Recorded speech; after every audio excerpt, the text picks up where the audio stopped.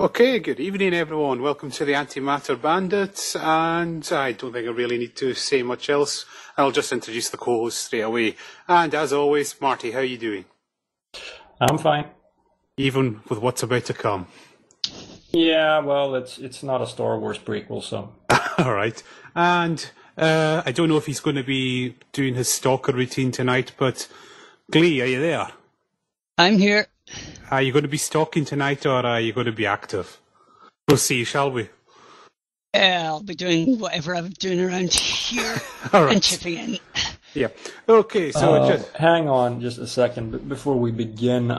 If people have been watching the latest commentaries, I want to apologize on behalf of my noisy birds that were extremely active. I think I had my microphone up a bit too loud, so you could actually hear them even when no one was talking, which shouldn't happen. So I apologize for that. Yeah, I think I can't order them to shut up. I can try, but it doesn't work. Sorry.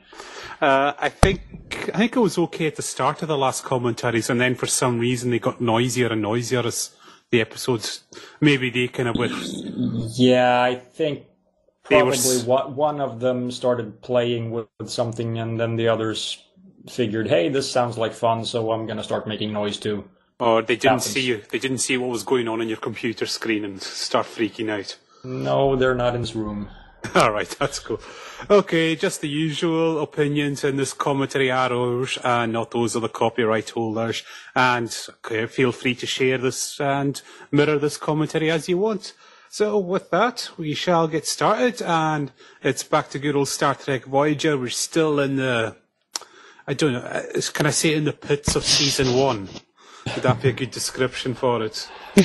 But then again, there's season 2 still to come, and that's... And 3 and 4 and 5 and 6 and 7, yeah. Okay, but anyway, we're in the pits of Voyager, shall we say, and we're on episode 4, the Phage, and hopefully everyone, you've got all your media players paused and ready to go along with us. So hit the play button now, and any second now, you should see a traditional shot of the Voyager flying through space. And yeah, this introduced us to a new villain, which was, they're better than the Kazon, I would say. The Vidians. What isn't better than the Kazon? Yeah, so keep remembering, they keep going on about this power shortage all the time.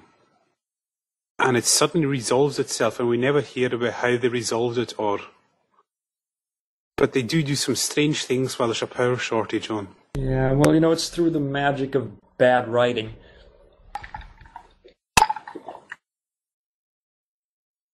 Yeah. And here... So this, let's see, B'Elanna was made chief engineer last time. Yeah, right. So they're establishing that. That's a rare bit of continuity. But yeah, they're commenting on a previous episode. That rarely happens, but every now and then it does. But then it never matters. It's one of those things, B'Elanna being the chief engineer, they can't just ignore that fact. Yeah.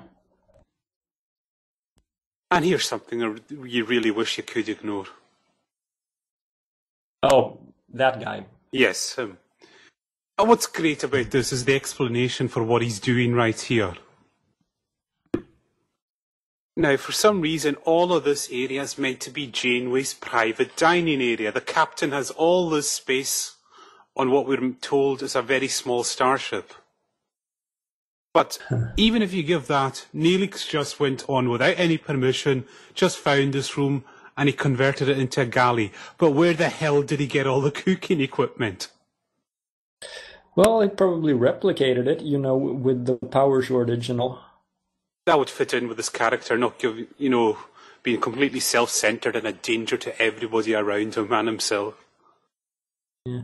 But still, that's something I never got about the ships in Star Trek, except possibly the Defiant. Shouldn't there be a galley? I mean, yes, they can replicate food, but I mean, look at the Enterprise D. It has 10 forward. Shouldn't there be like some back room where there's actually a kitchen?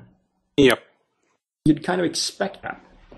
Yeah, just one thing, Lee. We're getting quite a bit of noise from you, kind of knocking and all that kind of stuff. So.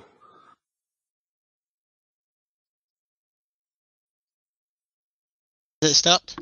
Yep, that's it. Stopped. It was just as if your microphone or anything, you were just knocking it around. That's all. It's better now.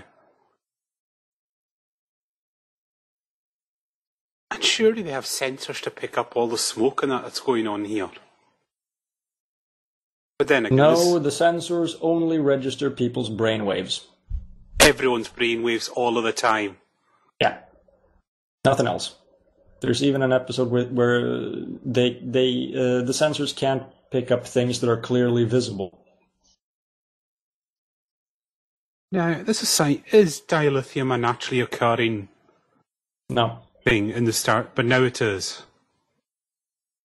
Well, in the Star Trek universe, yeah, it is. They mentioned it in the original series that they're mining dilithium. So yeah. In reality, I'm pretty sure it doesn't exist. Oh, it's trilithium I'm getting mixed up with, isn't it? Yeah. Was right? Trilithium. Was that Snood place not a dilithium mine? I think so, yeah. And here we go, Neelix again, just... Yes, he's been learning a tricorder for a week and he wants to go on an away mission with the senior crew, and Janeway just allows him. Well, it saves them a gold shirt. Yeah.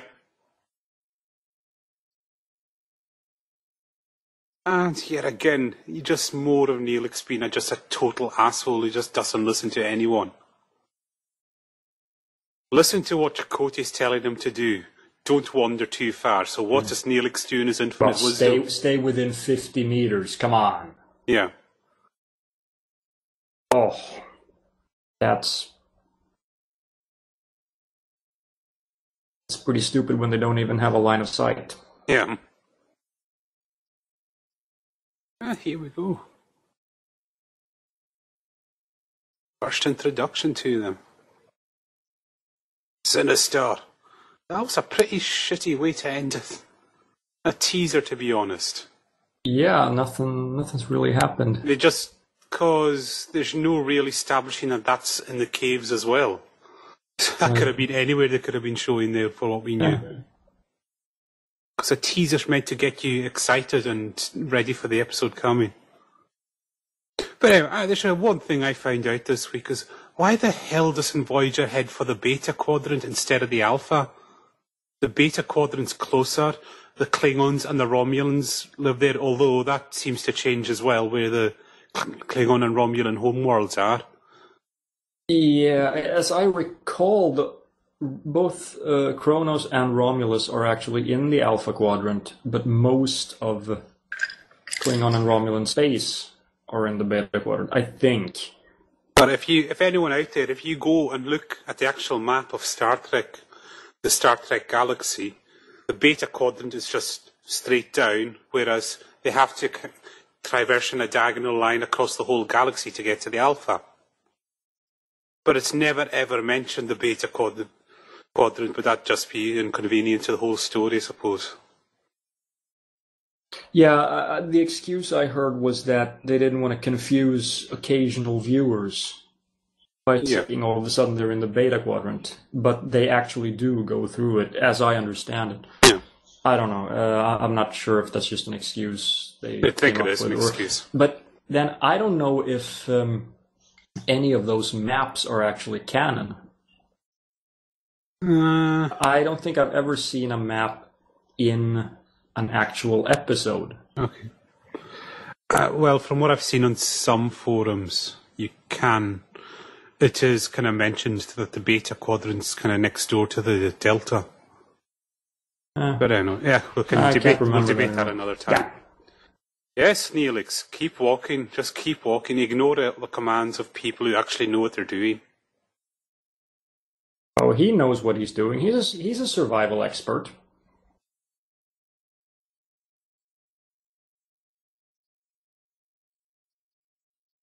See? Don't go any further. What does he do? No, I'll just keep walking.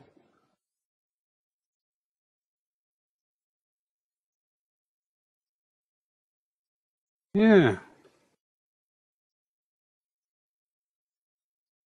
Why did they take him on this mission? I don't. Because he just keeps, as you find out more and more, he is lying all the time about all his abilities. And he's completely useless. And he's a complete self-centered psychopathic asshole at times. Yep.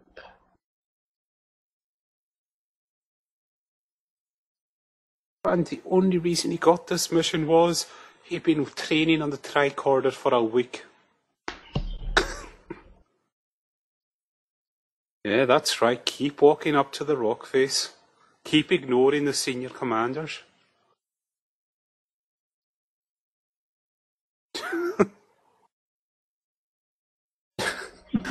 It's just like, how are you supposed to feel sorry when he's completely ignoring any advice he's given? How are you supposed to feel sorry when it's Neelix? Yes.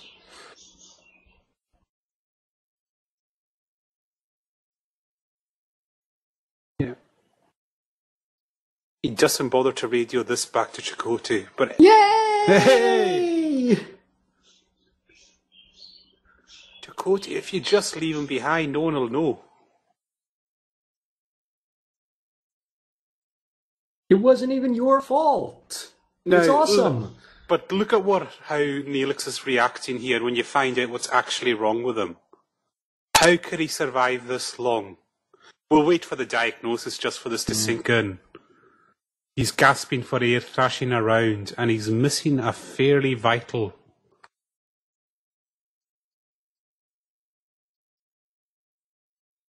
And how long it takes for the doctor to... How can he be... he's going into a coma. Remember all this. They want to keep his oxygen stable, but he's missing something. Yes, he has no lungs. Do we even need to explain what's wrong with all of that? I am pretty sure if I take your lungs out right now, Marty, you're not going to last too long. No. Because they're kind of important to breathe. And, yeah. The funny thing is that, I mean, well, how long does it take? I mean, he still has a heart pumping the oxygenated blood around his body. Yeah. So he should probably not die instantly. 3 minutes. 3 minutes? Yeah, that's how long most people can go. Some people can go as long as 6. Without oxygen. But still, he still doesn't have lungs right now and they're standing around talking about it. Yeah. He's just been sedated. Yeah, that's a bit weird when they can put people in stasis and stuff like that. That's something they only do when it's convenient to the plot. Uh-huh. And now the doctor has to point out how stupid it is making Tom the medical officer just because of his biochemistry experience. Again, what would these medicines do if it's not getting oxygen in the system?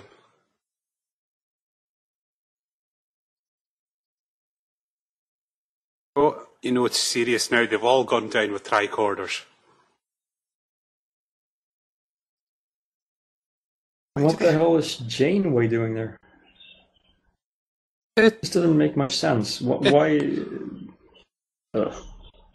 Because she's an expert on everything.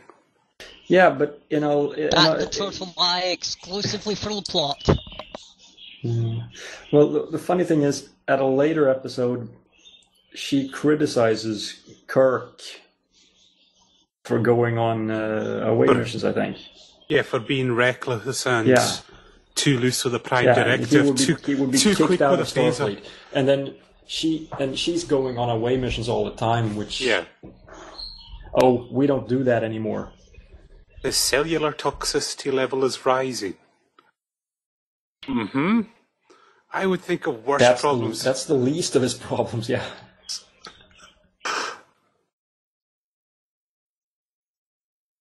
This is one of these scenes where thank heaven for Picardo.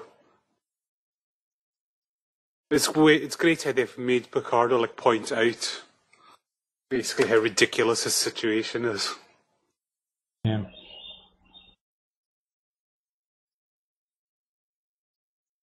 He's still sitting there without lungs and they haven't done anything. I don't know, how many minutes has this been? It's got to be well over 3. Neelix should be through, and even if they brought him back just before that, he would have quite a few problems with the lack of oxygen in the system. Yeah, absolutely. It's just how slowly... Well, of course, how would Neelix suffer brain damage? Yes. I mean, that's... It's... who cares?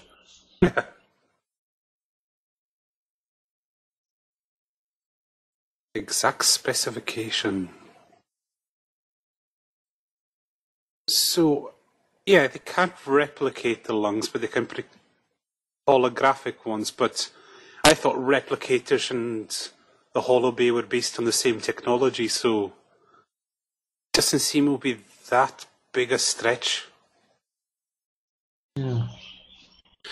Oh, this. Oh. Yeah, there's no this real... is horrifically stupid.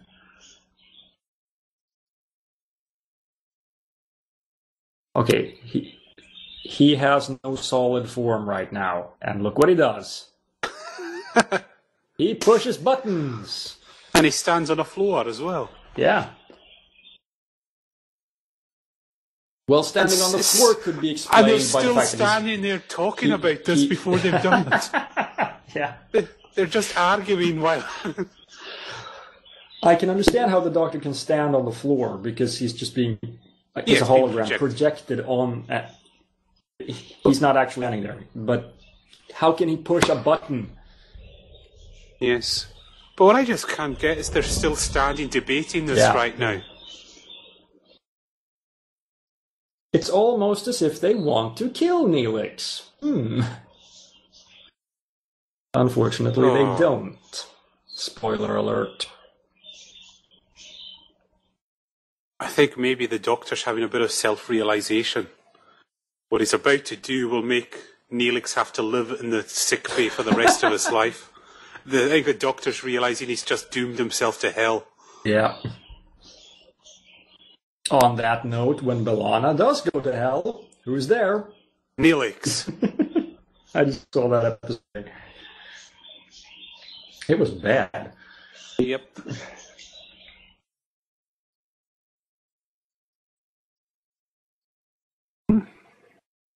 I just never got this romance between Kes and Neelix. There was never a chemistry, and it just was so unbelievable.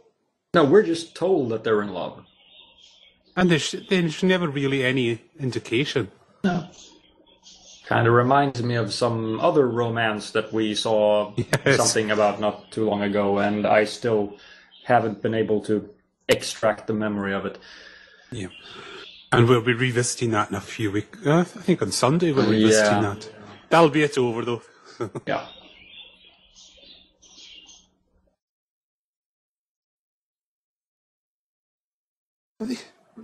The Doctor still didn't... Had he put the lungs in by the end of that scene, the Doctor? I can't remember. We're still standing around talking about it. I think he did, but by now he should obviously be dead. Should have been dead quite a while ago. I hate to beat on this, but surely the second the Doctor figured that out, he would have just done it. Yeah. I said, this is a decent idea for a villain that goes around harvesting organs of the living. Yeah, but like all villains in Voyager, except the Borg, they're only there for a little while. That's the problem when you have a ship that's actually just leaving the area and never to return. Yeah.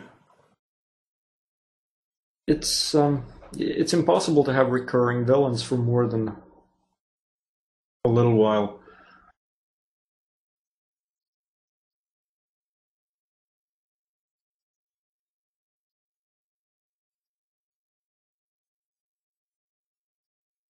And the Vidians are in What is it, 3 or 4 episodes, maybe? Yeah, just like the Kazon and Species 8472 and all of them. They only appear a few times.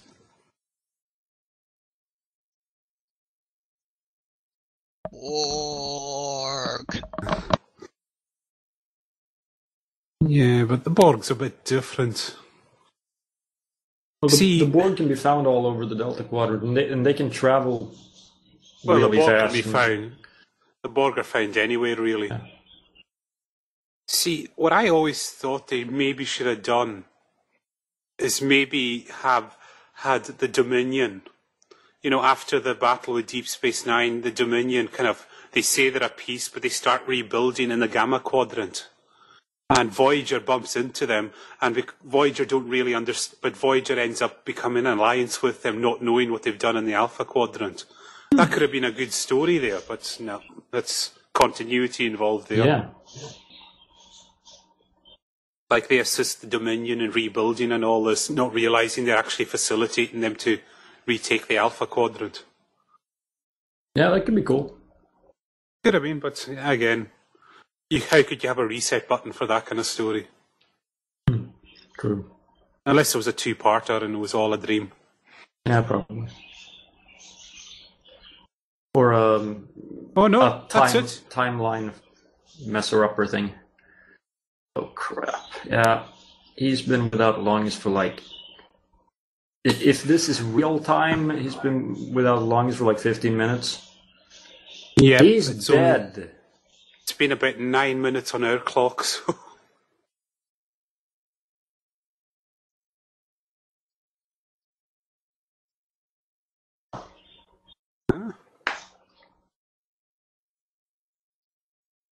And what does Neelix do? The doctor just saved his life, and he just complains to him.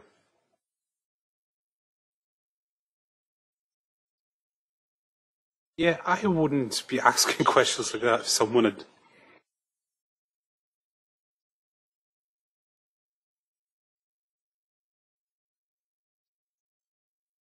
Yep.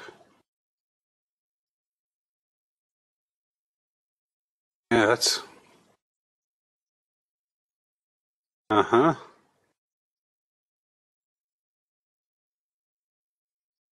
I know, look at the doctor's face. We just realised that. Oh shit, what have I done?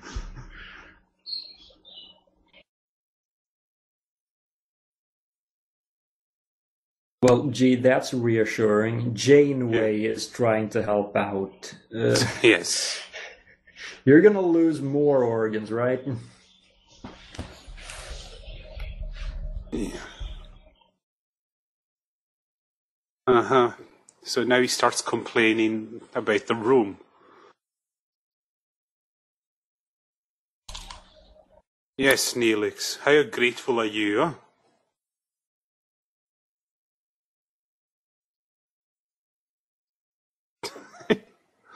Oh, thank goodness for the doctor sometimes. Yeah.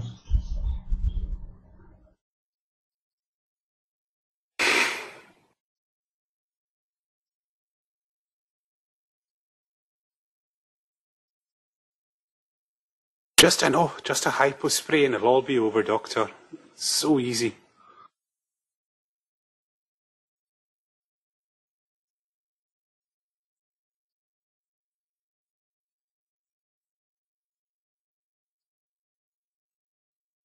Yeah, Neelix, huh?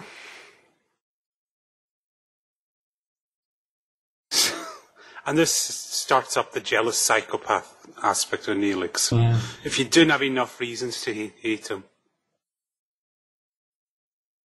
Tom Paris has been nice to Kes, and he just gets jealous.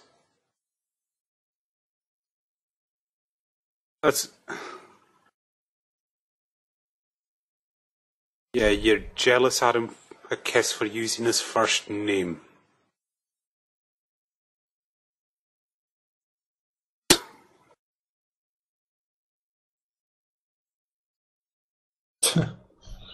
Yeah. This is often like, you know, when you wake up from major organ transplants, it's the first thing you do, isn't it? Can you imagine having one big hormone? I mean, what is that? I can forgive that. I mean, he's exaggerating there, but when there's so much else we can rip into in these episodes. I'm not good at the science stuff, so I'll pick old where I can.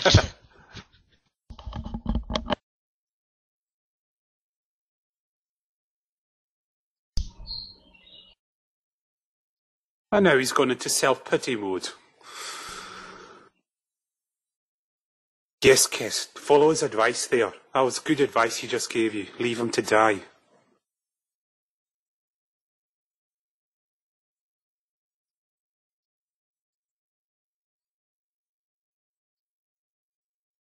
Yes, just leave him to die, Kes.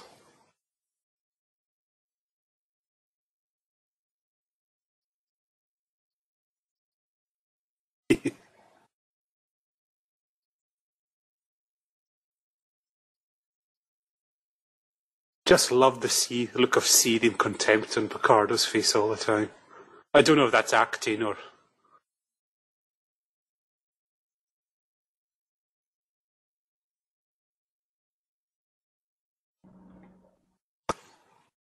A quantum imaging scanner. Aha. I don't know. Can we even attempt to rip that part of word salad down? And I think we've lost Marty, have we? Yeah. It's just me and you, Glee, so I'm just left commenting on this on my own right now.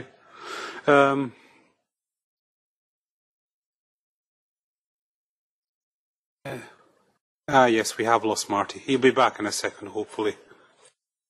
We're not going to restart this episode, no.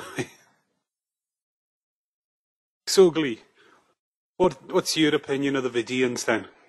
As you're a bit of a Voyager fan yourself. They're just...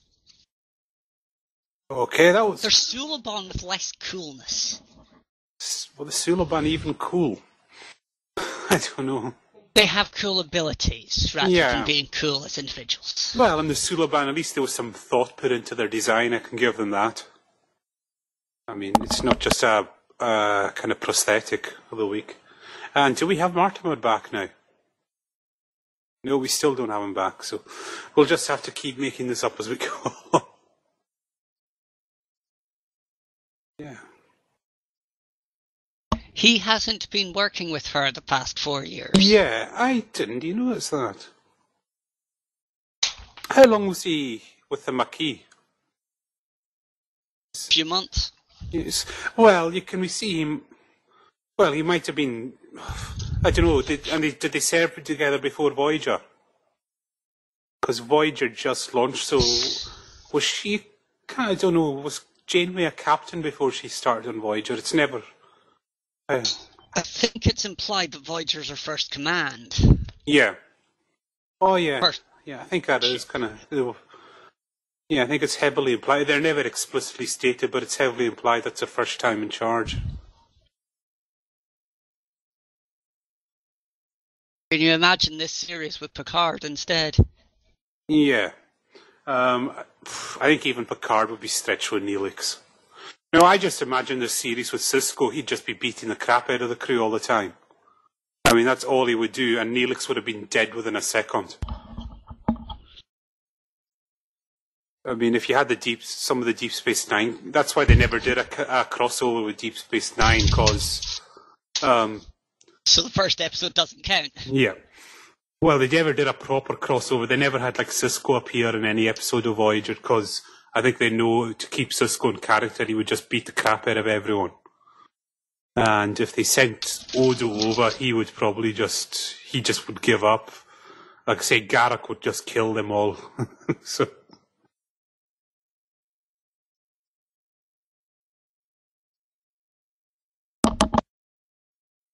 Anyway. I do keep saying this a lot, but yeah, the Doctor really is. If it wasn't for him, like the early seasons especially, you just couldn't have watched them.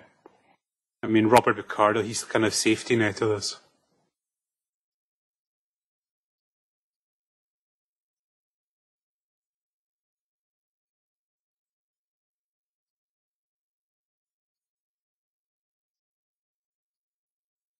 Yeah, you would feel a little trapped in Helix. But I wouldn't complain in that situation because I'm being kept alive, even though I shouldn't. Yeah, now he's just into full woe is me mode. Do we have Marty back yet? No, we don't have Marty back. We've lost him for a while. You can't, Neelix. It's been explained to you. Yes, you can't get up and walk around. Yeah, this is Neelix just being a self-centered asshole now. Just knock him out, Doctor. Permanently, please.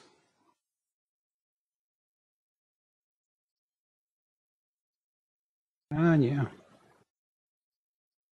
So yeah, it looks like we have lost Marty for quite a while. He seems to be having technical problems, so it is just you and me, Glee. We've got half of this episode to spend together. Two Scottish people. Two Scottish people ripping on Voyager, yeah. It won't survive. No. What, us or Voyager? I don't know. Voyager.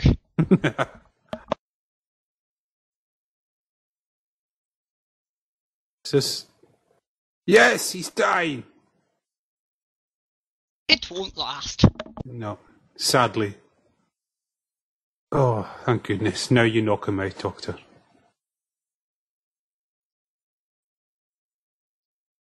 Yes, Doctor. See, if Neelix, if you keep him like this, that's what you're going to have to put up with for the rest of Voyager.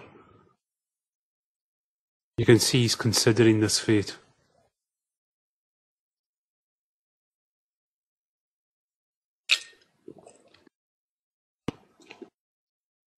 I can't remember what ultimately happened to the Vidians. They just disappeared, didn't they? Can you hear me? Oh, wow. Yes, we can hear you, Marty. Welcome back. I have no idea what was wrong. Yep, so we've been... What's...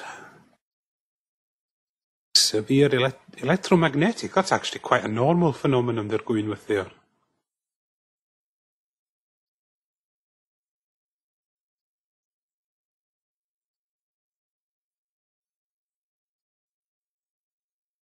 Yeah.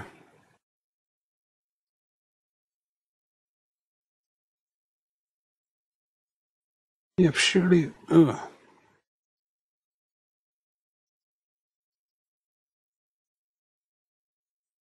Continue scans. Oh yeah, it's this one with the mirror thing. Yeah.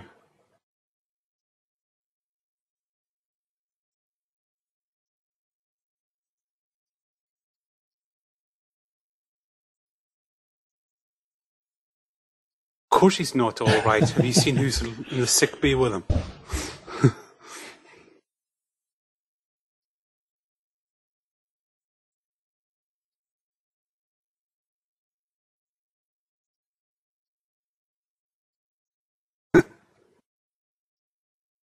Yeah, there's no one to assist. Yeah, a guy who did 2 semesters of biochem is supposed to be a doctor's assistant. That's one thing I always got. Why do they really need counsellors? Surely the doctor should be trained in counselling techniques as well. Yeah, you'd think. Otherwise, it's just a bit of a waste. Ships like the Galaxy class. Yeah, maybe. Big enough to warrant having a counsellor, because just the sheer number of people. That's why you have counsellors at universities. Yeah. But like on an Intrepid class, do they really need a counsellor for 100, No. 150 people? Science vessel? No. Starbases are supposed to have them, and they weren't really expecting Voyager to be away from a starbase for too long, were they? Yeah. But I would think an exploration vessel would be more likely to be away for a long time. But then, I never really got the Intrepids are exploration vessels and so are galaxies, so... Yeah, but Galaxy are designed to do the whole where no man has gone before thing, Right. whereas Voyager's basically supposed to fly over the same sector of space again and again, taking scans. Which doesn't explain why they were sent out to get a hold of some Maquis. Surely you would send a warship. That would have been a better fit for that task. Only ship not currently available, rather? It's the only ship in range. Oh, that one. A classic.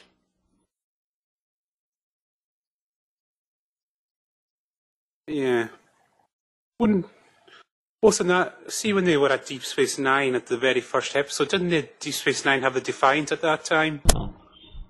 Couldn't they just send the Defiant in? Would have I'm been not actually... sure. And actually... I think so. Yeah. Yeah. They wanted Chakotay arrested, not beaten to a pulp. Good point. Which is what myself and Glee were saying. Like, how do you think Picard would cope being captain of Voyager? What's your opinion on that, Marty? No idea. Well, like I said, it's pointless thinking how Sisko would behave. He would just beat the crap out of all of them constantly. I mean, Harry Kim would he'd just take one look at him and that'd be it. In fact, I don't think he'd even need to beat up Harry. He would just stare at Harry and Harry would be whimpering on the floor straight away. Like I say, that's why we never had the DS9 characters cross over into Voyager, apart from at the very start, because I think all of them would just realise this is a ship of morons, what are we doing here? Yeah.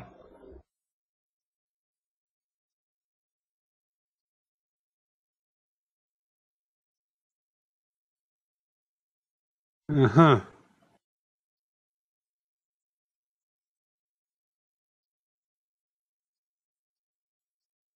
Yeah, just whatever to this technique they're using. I mean, did they establish these are literal mirrors that they're using here? I don't know. If so, aren't phasers fairly powerful? They wouldn't just bounce off a mirror. They'll kind of blast it to smithereens, but it's Starfleet weapons, didn't they say so something about it varies. Turning down the power or something? Yeah.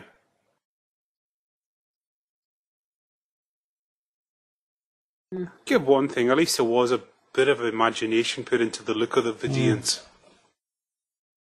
It wasn't just a kind of forehead bulge of the week.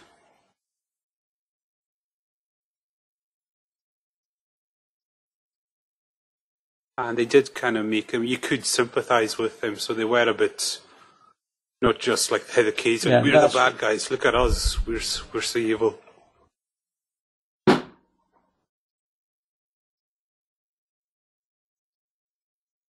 That was Voyager's approach to villains. They just had to be bad all the time until it came time for to be phased out, and then they just neutered the villains. Like, they never actually, like the Kazon, you never got to explain why the Kazon are the way they are. Well, Kazon are just idiots, so... Right. Looking up on Memory Alpha, it seems that the Defiant was dispatched the same year this supposedly started. At the same time? Was it before or after? Must have been slightly after for this to make sense. Alright. That's the only way they could make sense of it. But I do. It had already been built, because it was built to fight the Borg, and then put in mothballs, because it was rubbish. But it's a, ISF Debris has a good thing about the design of Voyager compared to the design of the Defiant. I don't know if you've ever seen that sketch. Look it up, it's hilarious. Yeah, I'll check that out. It's like, it's like the Voyager looks like the student union, whereas Defiant, it's just, you've just got Sisko sitting there just to have a good view of anything that might annoy him that he needs to destroy. Yeah.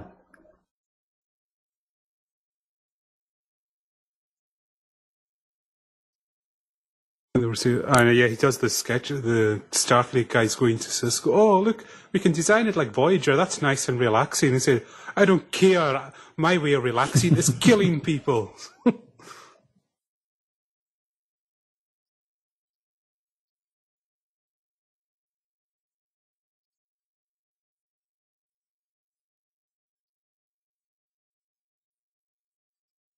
Whether to commit murder to remember save this. Neelix. No, but remember this. Yeah. She refuses to kill them to save Neelix, but later on in Tuvix, she's only too happy to kill Tuvix to save. It's just more of the, Janeway changes her mind yet again. It's whatever goes this week.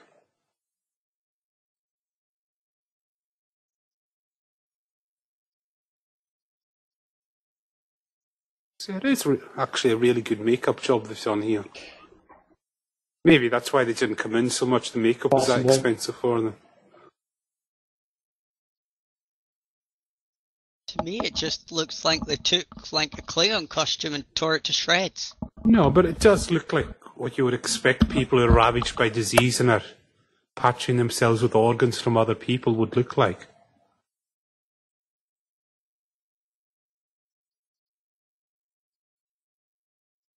I think by this time I'd have installed myself into a holodeck and just left the region. See, she's still deliberating this, whereas in Time and Again, she was willing to let an entire civilization die just because of the Prime Directive. Because she didn't want to interfere.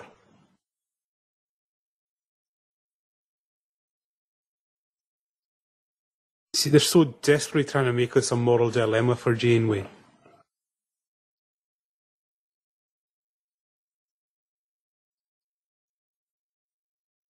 Whereas in real life, if someone stole my organ, I'd want it back. Regardless of what happens to them. Regardless of what happens to them, I'd want that organ back. Brains!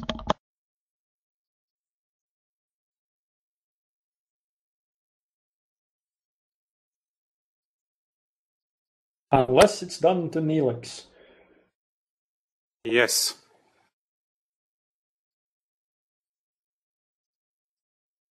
So after all this deliberation, her decision is, I'm just going to let you go.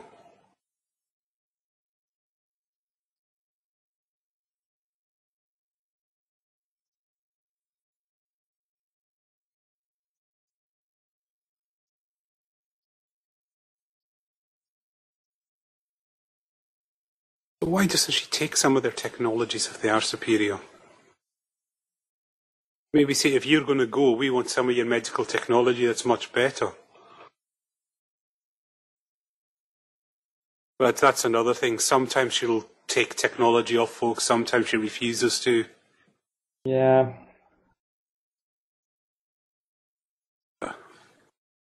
Voyager and consistency. Yep, the big C word. Well, no, that's continuity. They hate that.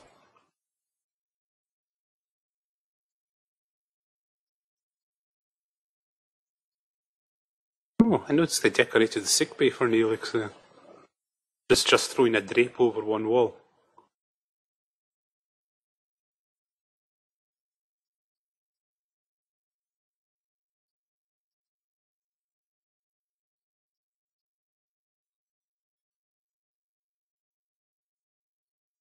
I like the look on his face.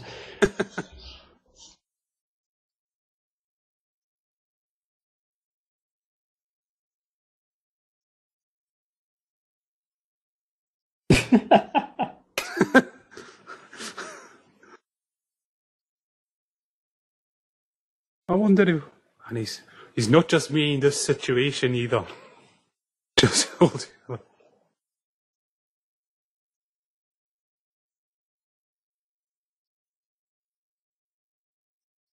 Galaxian physiology.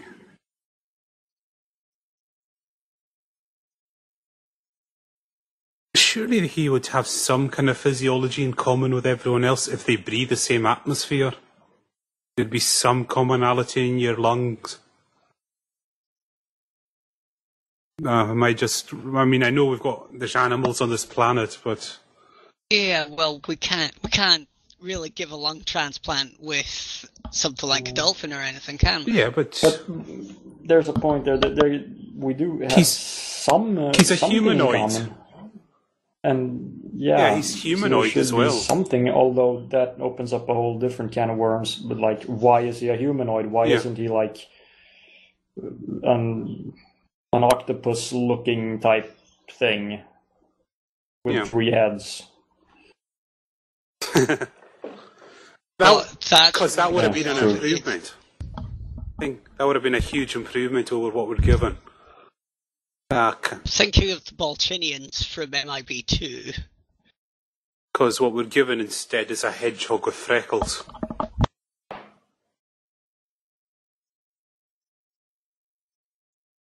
And there we go. Boom. That's the reset button hit in time now. Not only that, but they've just attempted to solidify the chemistry-less bond. Yeah.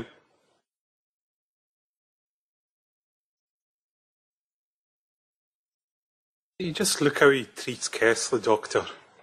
Pleasant smiles, talks softly.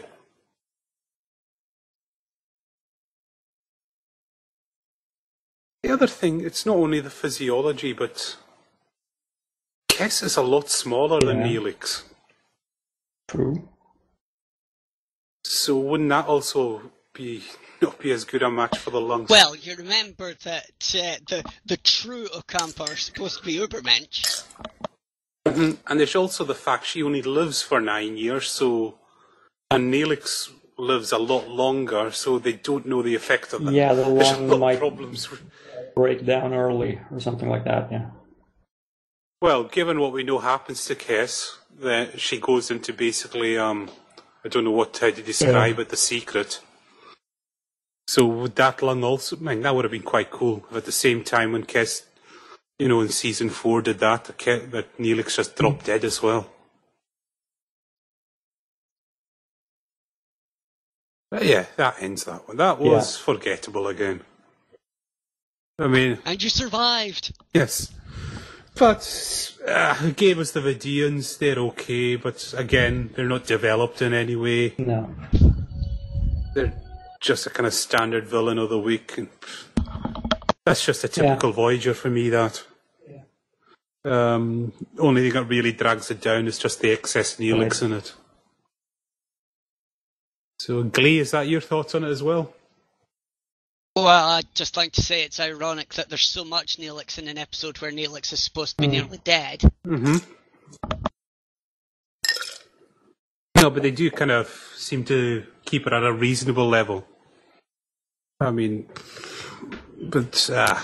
again, that's just that's just a very average Voyager, that for me. What makes it worse is that they're actually trying to make us sympathize with Neelix after introducing him as a complete asshole. He has... we have no reason to care about him. Yeah, and especially in this episode when he's in that situation because of his own stupidity. He didn't listen to what Chakotay said. Chakotay kept saying, stay there. And when he said, I found an energy reading, Chakotay says, just come back here, let us deal with it. He's always ignoring the advice of people who know better than him. And so when that happens to him, you say, well, he was asking for that, really. Anyway, that's just, like I say, average Voyager. I'll go for a 4 for that. Just because it introduced a new villain, and the villain was kind of I'll give it that, the villain was kind of like an interesting idea at the time. And that mirror effect in the asteroid. Yeah, I think I'm actually going to give it a 3 because of the fact that it relies on the audience caring about Neelix. Yeah. I would as well, but I give it the extra because the Vidians they actually, for once, Voyager did a bad guy you could sympathise with. But you still thought they were bad in what they were doing and how they were doing it. Which is not something they do very often. I'll give it a 4 as well. Right. And so we shall move on to the next episode. And we'll see you all in a little bit.